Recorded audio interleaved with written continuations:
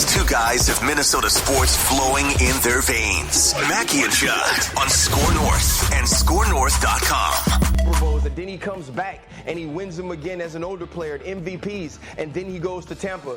Tom Brady has invented and reinvented himself more than any player in any sport in the history of the major sports in the country of America, and he will be remembered to me as the greatest living American, as John Anderson likes to call him. I love how Tom Brady was last night. It is day to day. I am not sure. These are false reports.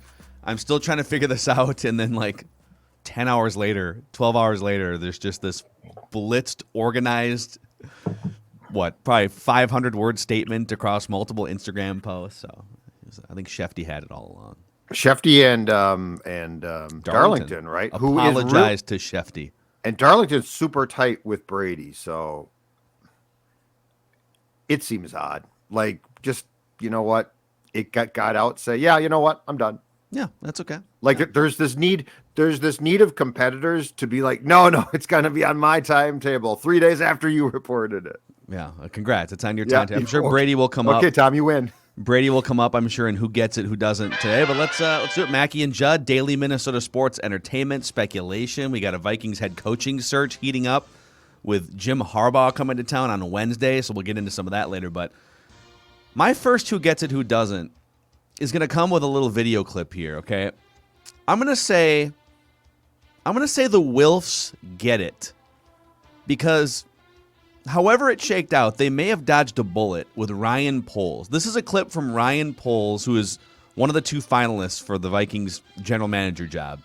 He chose the Bears. However it worked out, I don't know if the Vikings lowballed him. There were some rumblings, but this is like a 30, 40-second clip of Ryan Poles. All right, the franchise is yours. Here you go. You are the leader of the Chicago Bears. Let's go. What am I about? And what's my philosophy? We're going to build through the draft. We're going to acquire young, fast, and physical football players. We're going to be selective in free agency, and we're going to connect evaluation with valuation. We're going to have a relentless approach to fix our weakness. We're going to maintain great self-awareness of who we are. We're going to solve problems with open communication and candor. And we're going to consistently put players in position to succeed. And the last thing, the most important piece, is we're going to take the North and never give it back.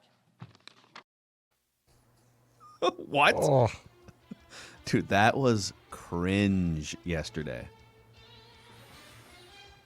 I struggle with that a little bit to dump on a guy for his first press conference because he clearly had a lot of nerves up there at the podium. But I will say this, Kwesi's press conference was marvelous. He was great. He was seamless. And he was going through a ton of notes too. So yeah, that's that's not great.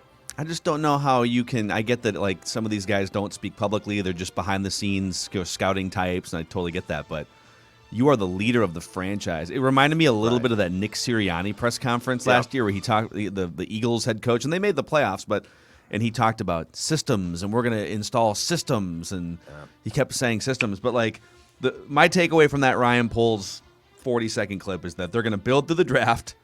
They're going to be selective in free agency. They're going to put players in a position to succeed. Okay. I think sounds good, guy. I think if Ryan Poles had come to me with that script and been like, your thoughts before I get up there and address the Bears Nation, your thoughts, I would have definitely taken the last part out. We're gonna take the North and never give it back. What? If you're given a killer presser, if you just dominate the presser and you're gonna I'm gonna end with that. It's okay, cocky, but you're dominating the presser, right? But I feel like when you're going up there and you're predisposed to have a bout of nerves, which I certainly get, I don't think you end with the cockiest thing that you could possibly say yet. No, I think if it was a head coach, if it was Dan Campbell and he wants to say something clearly rooted in bravado because he wants his players to believe that, that's cool. But as the head of a front office, especially in today's NFL, unless you're the 2001 through 2019 Patriots, you're going to have to probably take steps back here. It's just a weird, unrealistic thing to promise any franchise, especially a franchise that has come nowhere near that level of dominance ever. Like, even in the 80s, they weren't. Like, the Vikings were competitive with them in the 80s. So, everyone it's who just weird. sets foot through these doors will be proud to be a Bear. Something like that. How about Yeah, that? that works. Like, that's not great, but at least it's like it's trying to instill confidence without sounding incredibly cocky. And it's like, dude, this is not what's going to take place next couple of years. You're not going to take the North. Sorry. It's not all about the press conference, but after the press conferences, I'll take Kwesi 10 times out of 10. He did dominate. Is it weird to you guys that the Bears fired Ryan and Matt and then hired Ryan and Matt? It's a little strange. Ryan P. They little fired strange. Ryan P. Yes. and Matt, and they hired Ryan P. and Yes, it does seem a little Matt. bit odd. The And Bears, then, the Bears do not instill a ton of confidence in me from the top down. The McCaskies don't make me. If I was a Bears fan until the McCaskies were out, I would not have a feeling of bravado and confidence to be a Bears fan. McCaskey, too, he showed up to baggage claim at what I don't know if it was O'Hare or Midway. It was O'Hare, yes. Okay, showed up to baggage claim, and Ryan Poles said, that's what told me what kind of organization and what kind of people they are, that he would meet me at baggage claim. It's like, well, Yeah, you know why? Because he's so Couldn't he have penny sent- pinching cheap. exactly. He could have sent a private jet. That's what If the I Wilfs- don't have a guy with a piece of paper like this that says Mr. Zolgad. Zolgad, yes, Zolgad, I'm not taking your job. like if hey, it's Ziggy, what's up, man? Oh, my car's just parked right out front here. We gotta go. It's gonna expire. I'm gonna get towed. Is that It's a like, I think conversion van, Ziggy? I don't know what Ugh. that is, dude. I'm gonna turn this job down. Thank you, though, Mr. I heard Ryan Poles was denied a first class ticket, but they did give him the Comfort Plus upgrade. They're a little bit strapped there in Chicago. Watched a great movie. All right, who gets it? Who doesn't? Judd. Who gets it? As of this morning, this man following every Zolgadian rule possible. He's got his critics, but he's great. 22 years, 7 Lombardi trophies at the age of 44. And yes, he didn't win a championship in 2021, but you know what? He was still damn good. And he goes out off a year in which a lot of guys probably would have been tempted to come back. Tom Brady gets it. Tom Brady announcing his retirement while still playing at the level that he is, when I think a lot of us thought that he would continue to play. This is a guy who gets when to call it quits, assuming he is calling it quits. You say he has critics? Some people don't like TB. Who are Tom Brady's critics? I heard him say that, and I think he meant more just like he's just a weird. He's kind of a weird guy because he's a sociopath. I think deep down. Yes. A sociopath My doesn't wife care hates about him. other humans. I think he's an empath. He's the opposite of a sociopath. Dawn can't stand him. Dawn can't stand him.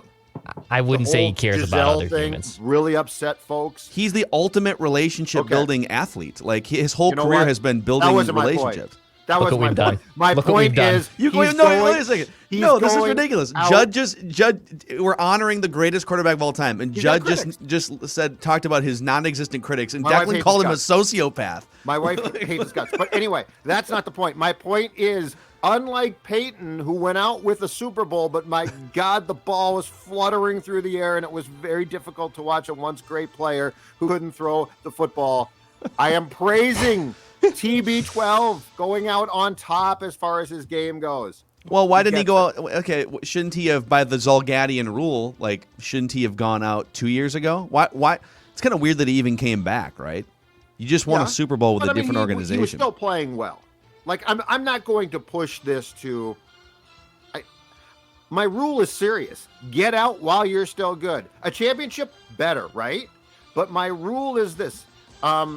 Brady and Ortiz, I have great respect for, because both of them didn't win championships in their last season. But what did they do? They both played really well and said, see ya. I love how you have more respect for those guys leaving a year or two early than Yes. you do for their championship accomplishments throughout the prime of their career. The key rule is know when to get out. And David Ortiz and Brady both know. Okay, Assuming Brady's done too, which, by the way, until he files his retirement papers, I will point you to Favre, Brett 2009. Until those papers are filed, You are not officially retired as far as the National Football League is concerned. And why did the Jets essentially like release his rights? Because wasn't he under contract? They drafted Mark Sanchez in the draft right before. But why would they not like hold on to Favre's rights so they could trade him? Because he said, I'm done. I know. The same thing. That's my point. It's the same thing. Tom is doing, well, Tom potentially could do the same thing that Brett did, which is, I'm done, retiring. I think the Bucs would be idiots but the Bucs would have to, if he can retire, but the Bucs would have to literally like release his rights. Well, his contract was for how long now? I think there's a couple of void years in there. They brought his cap number down. That's the question. So here's my question to you. Let's see how strong the Zolgadian principles are here. Okay. Okay. So you're congratulating Tom for stepping away before he looks like a noodle arm who's 80 years old. Okay. Correct. Let's say he gets the itch in 4 months and a fellow Michigan man is coaching the Minnesota Vikings. They've traded Kirk Cousins, but they don't have a solution at quarterback quite yet. They're trying to figure things out. They may have drafted somebody. And Tom Brady gets the itch. And the Bucs have, for whatever reason, released his rights. And so now he can just go play for whoever. Right. How strong are your Zolgadian principles? Hold on a second. I got to look at the rules that are in this notebook. Okay. Under Rule 23, subsection A, Rule 21C -C, the Zolgadian hypocritical rule comes into play here, which is if you come back and play for a Minnesota team, I forgive you because it's so much fun. Unless you play for the Minnesota team, look great in the first year, and then don't recognize the second year that you need to retire. Brett Favre. Favre told those jokers, he said, I'm done. And Hutchinson, Longwell, they kidnapped him. They basically kidnapped him. You got to come back. I almost don't blame Brett. They broke into his house in Hattiesburg, kidnapped him, and paid him $1 million a game to come back. This is a great point. This is a fantastic point. And allow me to say this in Brett's defense. Brett Favre was prepared, very much prepared to be done. Do you know why? Not because he had fulfilled the Vikings' need for a championship. He certainly had not. But Brett, who I love dearly, in part because he's so selfish, said, I had a great year. I don't need to prove more. It was never about I wanted to do 3 things. 1, play great. 2, beat the Packers once. And 3, beat the Packers twice. I did all of that. I do not care if you guys have a Super Bowl. What I really cared was I showed everybody. And Brett was going to walk away, which was, in my opinion, one of the great moves of all time. Don't care about the rest of the world. Care about yourself. That's what Brett did. And those guys kidnapped him. You're right, Phil. Yeah, they should have been arrested. You are correct. They kidnapped him, they hijacked him, and brought him back to this godforsaken team for 2010. All right, Declan, who gets it, who doesn't? All right, I'm going to go with the who doesn't get it. I'll say this. I respect the hell out of this guy because he's like a pioneer in sports broadcasting, and I do like watching his show. But here is Rich Eisen. Fellow Michigan alum, by the way. A Michigan man. Jim Harbaugh. And the rumors circulate. Now it's different. The rumors flying in newspapers and on television and on the internet is one thing.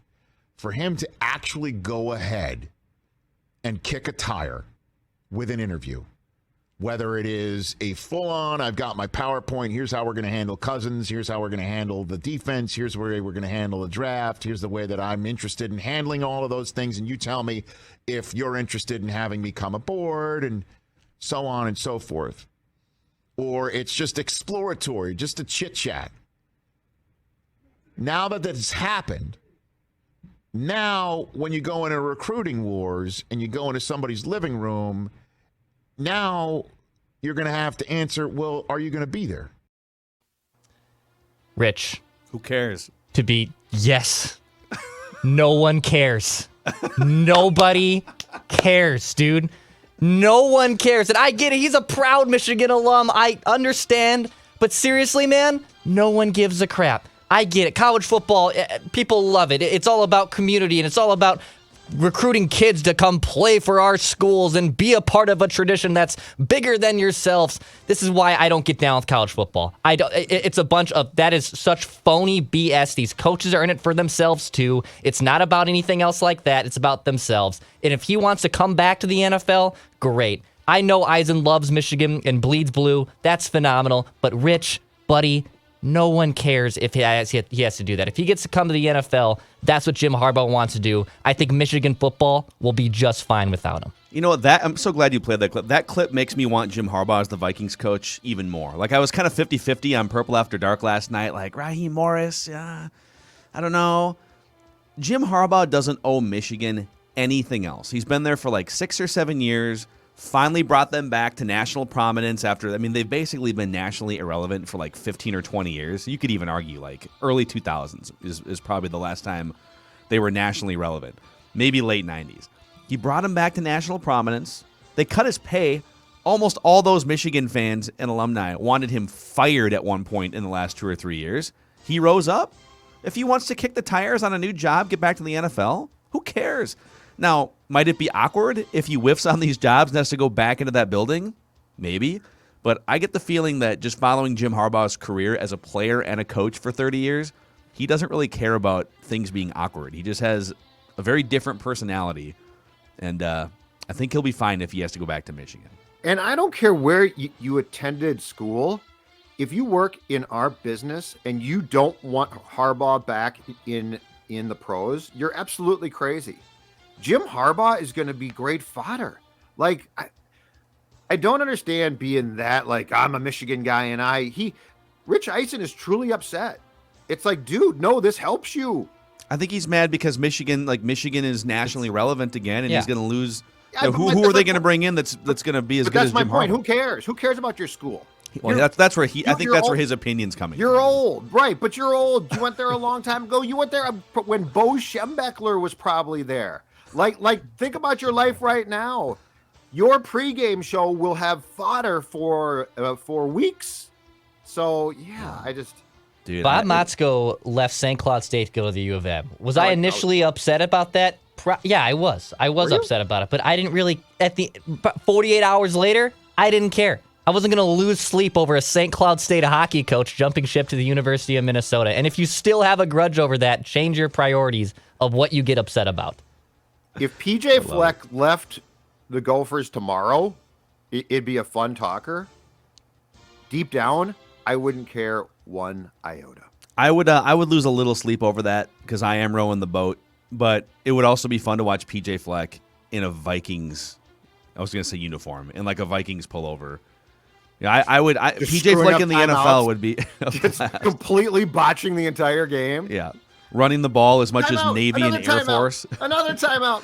By the way, there's 2 quarters left. We should later in the show. Let's talk. I joke about PJ Fleck statistically runs the ball more than any college football program except the Naval Academy, Army, and the Service Academy. Jim Harbaugh loves to run the ball too, and we can talk about that maybe in the second half of Mackey and Judd here. But just a quick shout out to the golf show. So every year we at Score North help organize this year it's the 2022 Choice Bank Minnesota Golf Show, returning to the Minneapolis Convention Center on Friday, February 18th through Sunday, February 20th. Judd and I are going to do a special podcast for anyone who wants to walk by and hang out with us on that Friday, February 18th. Tickets are on sale for just $12, compliments of TwinCitiesGolf.com, and you can find more details at MinnesotaGolfShow.com, presented by Choice Bank, your select Minnesota Buick GMC dealers, Nelson Marine, Second Swing, X Golf, and us, Score North. All right, who gets it? Who doesn't? You know who? This is unprecedented. I'm going back to back, same answer for different reasons in who gets it, who doesn't. The Wilfs. I think they got it when it came to Kwesi versus Ryan Poles.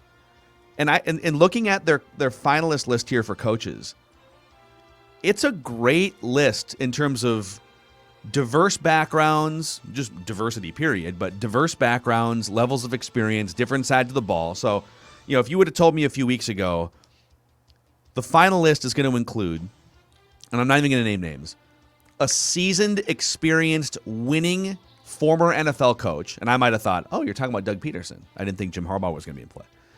It's also going to include a couple dynamic leaders that are now coordinators, but on the rise, D'Amico Ryans, Raheem Morris. It's going to include an offensive guru from the McVay coaching tree in Kevin O'Connell. And just to throw it in there, it'll also include a well-respected former Belichick coaching tree guy, because I guess you got to kick the tires on the Belichick. I would have said, yes, I can live with that list of 4 or 5 finalists, and let's see what happens. So, I do wonder, why haven't they had a conversation with Eric Bieniemy? Why wasn't Doug Peterson more in the mix? Why did they not talk to Brian Daboll? So there's a few questions I have, but ultimately, I really like the 4 finalists, and I'll include D'Amico Ryans, who's out. Like, they had him as a finalist too. The way that they narrowed this down, I'm in on. What do you guys think? I'm waiting to see. Wait, Harbaugh what, thing, 3 years? The Harbaugh thing is so weird. I need to know more about the genesis of this, and like where it started, and was this a thought out plan or an opportunity that arose because Jim's agent called you and said, our guy wants out, and they said, oh yeah, that's great. I need to know if there was thought behind that one, or if it was an opportunity that presented itself, and because the Wilfs love the big moves, said, oh yeah, we're all in. I don't know that they got to this list, at least as it is constituted now, from the proper place of a good search. And that's my question. And you know what? I might be totally wrong. I'm just saying that's my question. I like it. I think they've done a damn good job of looking at offense, defensive guys. Yeah, diversity's been important for them too. I've been impressed with it. I think at first we were a little confused why Ryan Poles, who apparently was the favorite, and then goes Chicago, and we had to pump the brakes a little bit, being, hey, wait a minute, this Kwesi guy could be the right dude. Now we flip-flop a little bit, but watching the press conferences, like, I think they dodged a bullet. It was the right thing not to just offer Ryan Poles a ton of money and not go after him right away. They did the right thing.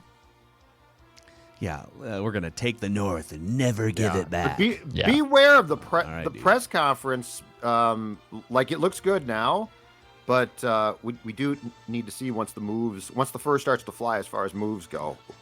Because some guys who don't do great pressers can be really good executives. So I am not going to be jump to conclusions guy. Get it? Jump to conclusions. It's a jump to conclusions. Jump to conclusions. I'm a people person. Different conclusions that you can jump to. What a great movie. All right, who gets it? Who doesn't? Who does not get it? Former Vikings head coach Mike Zimmer. And here's why. Mikey, where are you? Where are you? Little Ricky Spielman is doing his media tour, and basically, without necessarily naming you, filleting you every chance he gets, putting this on you, on your head, making you look like a fool. And all that we've seen thus far is a response from your girlfriend. Zim, come on, man. You've got free reign. And by the way, you might be done coaching. Like, we don't know. But you're 65, I believe. At the age of 65, if Ricky Spielman is going to put this all on you and you're not going to respond, you've got a friend, right? It might be Shefty, Pelissero, Ian Rappaport. I don't know. I'm not saying that you have to do a press conference, but call one of your friends up and say, I want to set the record straight, because it pains me to see a guy who basically had no time for the media or talking or sharing philosophies in Rick Spielman during basically his entire time here.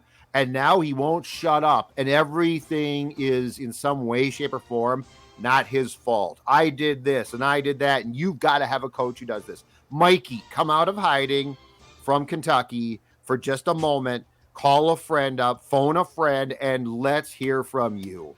Right now, you don't get it. Yeah, I would like to hear, not from his girlfriend on Instagram. Yeah. It would be interesting to hear from Zimmer. I'm sure he's still trying to figure out and process what happened. There's probably some burnout there. Sure, he didn't look like a very happy guy at the end of that run. But this move by Rick is BS, I think. You think so? Like to come out. He's not. He's just doing media. I don't know. Right, but I mean, he's coming out and basically trying to piece by piece absolve himself and say the coach has to do this. And it's clear that he's talking about Mike. So I'm I don't just saying think- I want a response from Mike.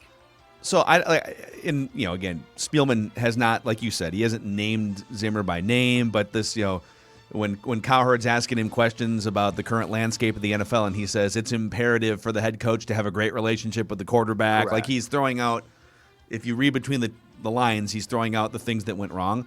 I don't think he has said or hinted at anything that I disagree with, but if it's being framed as, listen, I was a perfect, but then again, he's kind of doing the Eminem 8 Mile thing, like at the end of 8 Mile, where Eminem does he's first up in the finals of the rap battle, and he says, "Here, like I know everything you got to say about me." And Rick Spielman led off his media tour on that Moving the Sticks podcast by saying, unprompted, "I've had major struggles identifying franchise quarterbacks, and here's why." I know that's what you're going to say about me. Yeah, come on, man, we got one. I know that's what. Yeah, exactly. The work is already done. That's what you're going to say about me, and so I'll throw that out there, and now I can talk freely about other people's flaws. So, Right.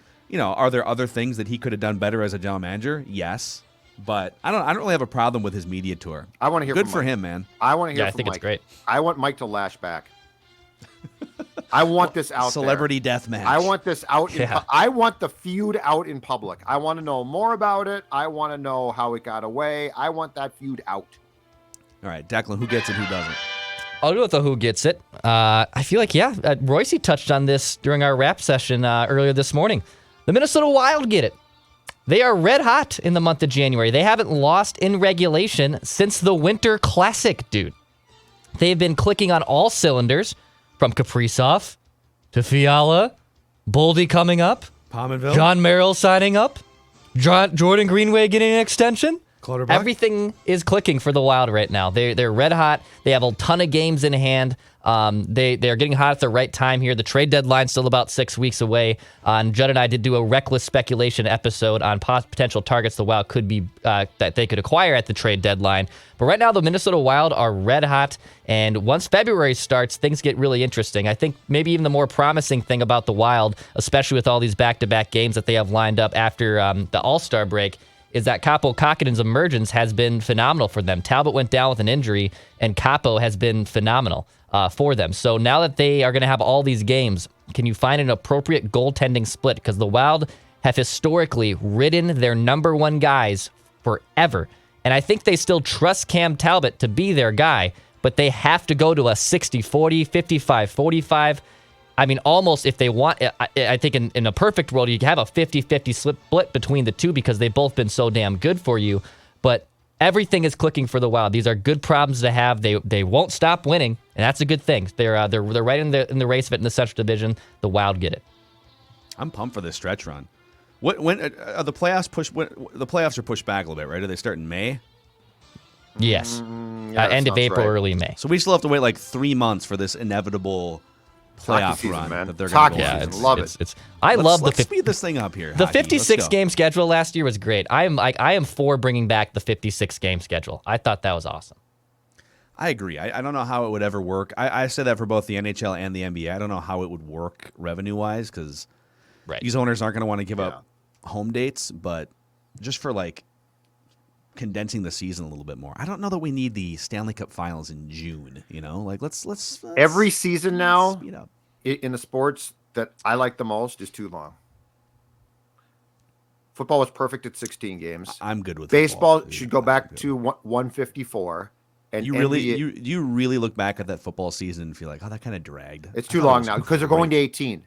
I'm going to cut them off at the pass. I think they You should see go what to I 20. do, Phil, is I identify problems and I fix the problems before they get worse. I am like a sports counselor. I feel like you should start a business and see. No, I'm sports dad too. I got a lot of hats, okay? I wear a lot of hats. All right, that's who gets it, who doesn't here every Tuesday on Mackey and Judd.